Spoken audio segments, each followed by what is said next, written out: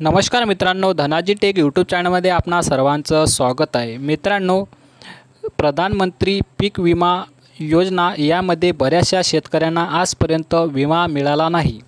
तर आता हा विमा एका महिन्याच्या आत शेतकऱ्याच्या खात्यावर जमा होणार आहे। विमा कोणत्या पिकांना मिळणार आहे हे आज आपण या व्हिडिओमध्ये बघणार आहोत।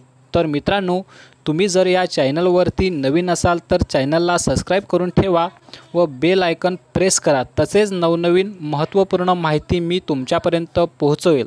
तर चला मग मित्रांनो, व्हिडिओला सुरुवात करूया।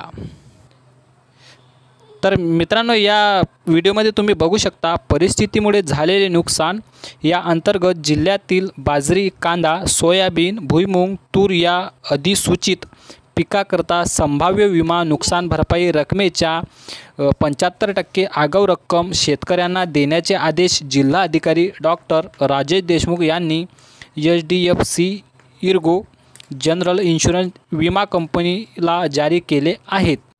तर दुसऱ्या पेजवरती तुम्ही बघू शकता राज्य सरकारचे अधिकारी आणि विमा कंपनी प्रतिनिधी यांच्या संयुक्त पाहणीनुसार बाजरी, कांदा, सोयाबीन, भुईमूग, तूर या पिकांचे अपेक्षित उत्पादन हे त्या पिकांच्या मागील वर्षाच्या सरासरी 7 उत्पादनाच्या 50%पेक्षा कमी असल्याचे निदर्शनास आले आहे।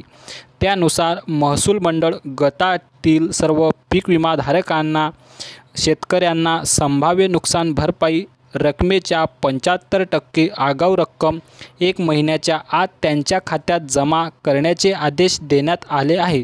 तर मित्रांनो, हा व्हिडिओ तुम्हाला आवडला असेल तर व्हिडिओला लाईक करा आणि चॅनलला सबस्क्राइब करा। धन्यवाद।